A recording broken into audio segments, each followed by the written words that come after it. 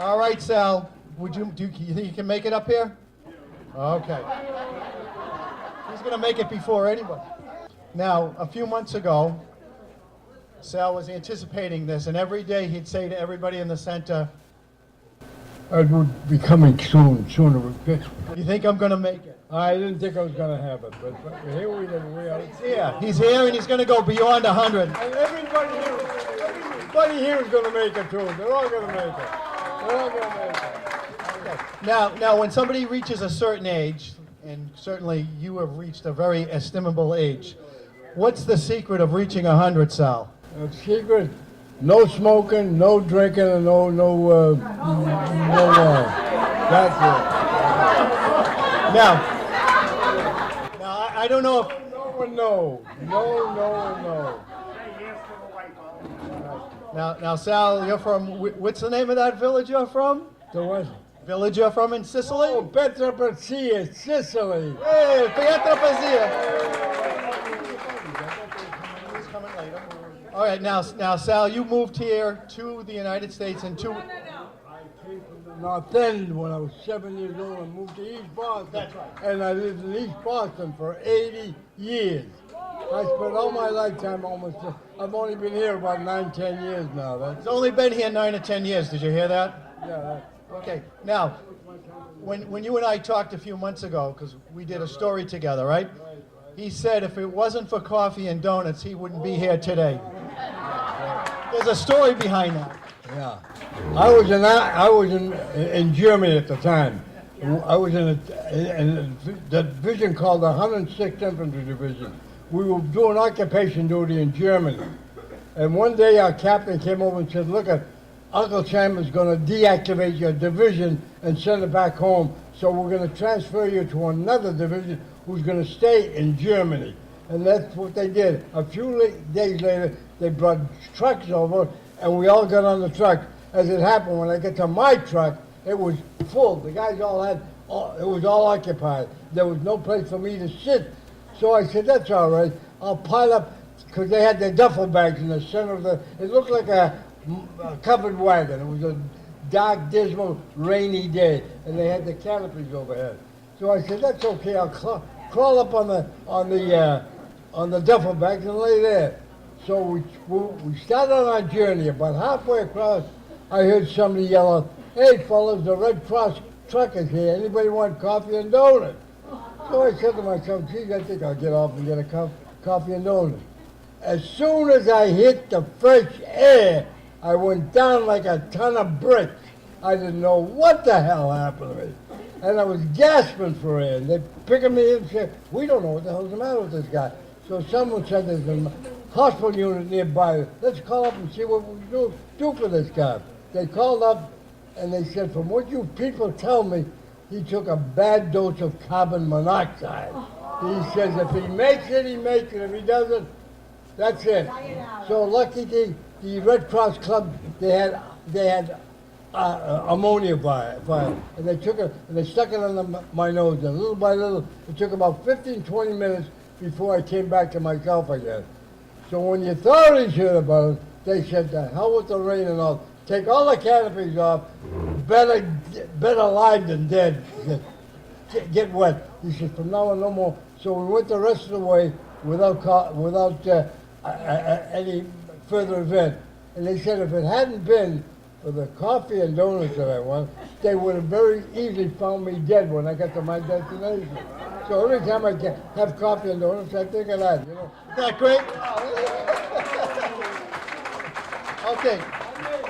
Okay, now there's just one other story we want to share because I think it's really interesting. Sal, in 1948, the Boston Braves were playing the St. Louis Cardinals at what is now Nickerson Field in the World Series. Sal, you got a ticket. How much did it cost? $5. I went to see somebody gave me a ticket to go see the first game of the World Series between the Boston Braves and the Cleveland Indians at that time. The Boston Braves were in Boston at that time. I got it. It was only a $5 ticket. So I went to the game, and I bought a program with it. You know, I watched the game, and after the game was over, I took the program and the ticket, I put it in the program, and I put it in my dresser, my desk. I forgot about it for 50 years it laid in there. One morning I said, what the hell is this thing doing in there? So I said, let me call up the Hall of Fame there up in New York. What the hell is it? What's the name? Cooperstown. Cooperstown. And they call up and said, look, we don't want your book. We got a lot of, but we do want the stub. The stub is because nobody kept stub. So I said, okay. They said, you'll have to officially deed it to us, and then we'll take it. They did. They had it officially deeded to them, and for that, they don't pay anything for it. They said, we'll keep it there, and we'll send you a lifetime pass to go to the Cooperstown anytime you want it. So I got a pass at home, which I've never used, and for one game, I made Cooperstown. One game. Okay. All right. Those are two great stories that he wanted to share. I'd like to introduce some of Sal's his two daughters. We have Janet and her husband Roberta and her husband Mario. Why don't you stand up? Why don't you stand over here for a minute? Stand right over here. And then we have Janet and your Max. And we have Sal's sister-in-law, Lucy Salemi, coming up here. All right. And Sal's nephew, Bobby. Bobby, why don't you come up here, too?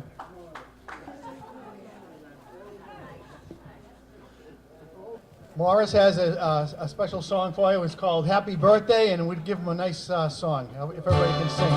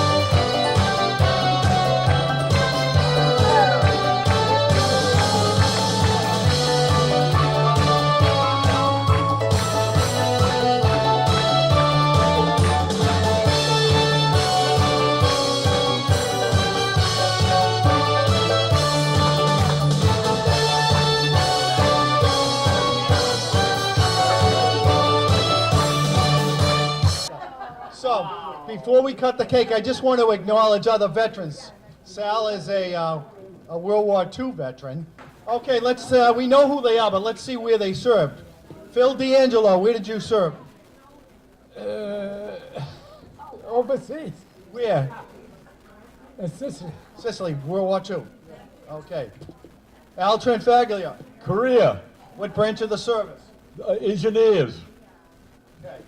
George Shaheen, Italy, Gorizia. what branch of the service? Army. Phil Motz, I'm sorry. Ted Boston, Coast Guard, transport, Korea, Korea. Mr. Nick Jacoby, Army. Korea. Walter Pfeiffer, Korea, Navy Seabees, Morris, Military intelligence, World War II. By the way, we met overseas, you know. when? When I was in the German Army and he was in the American Army. Sal Santoro, where did you serve? U.S. Army, France and Germany. Mario, what's your last name? Maria Tortorisi, Korea, Army. And Phil? Philip Parado, Korea Army. Let's have a big round of applause, huh? Not many veterans can say that they serve their country anymore, right? All right. All right, we're going to cut the cake now and have the cake, okay?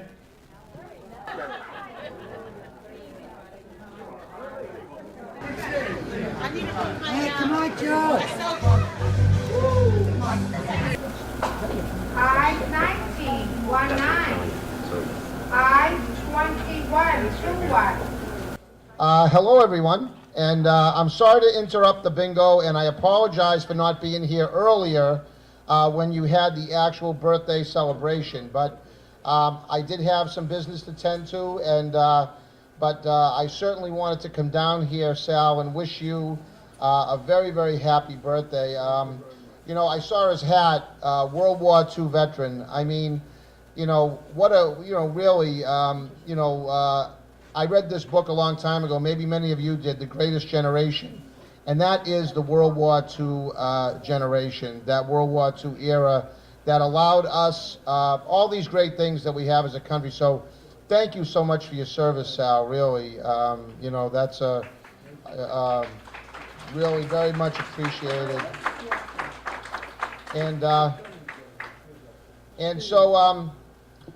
so with that, I'm happy that I can join with Sal here today and his family and all of you in recognizing him and wishing him a very, very happy birthday. This is, I know Steve Fielding, I don't know where Steve went. Oh, there he is, right there. But Steve has been talking to me about this for about 2 months now. And Steve is doing, I just want to say, Steve, you're doing a great job down here, by the way. You're really doing a great job. Yeah, Steve is on my door about once a week asking for things. So that's how I know he's doing a good job. He's looking out for all you guys down here, and we'll get there. God willing, after February 25th, we'll do a lot of things for this senior center. You'll have the best senior center in all of Massachusetts. Yes.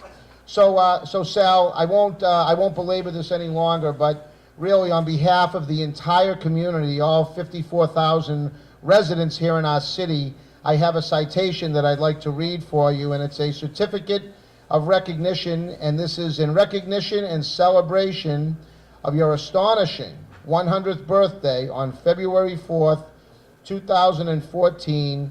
Sincerest wishes are hereby accorded to Salvatore Santoro. This certificate is presented by the Mayor of the City of Revere, Massachusetts, on behalf of all its citizens this 4th day of February in the year of our Lord 2014, and of the independence of the United States of America, the 237th. It's signed by our city clerk, Ashley Melnick, and myself, Daniel Rizzo, as mayor. And I just want to tell you, you know, how proud I am and how privileged I am to spend and share in this very, very momentous occasion with you and your family. Thank you so much.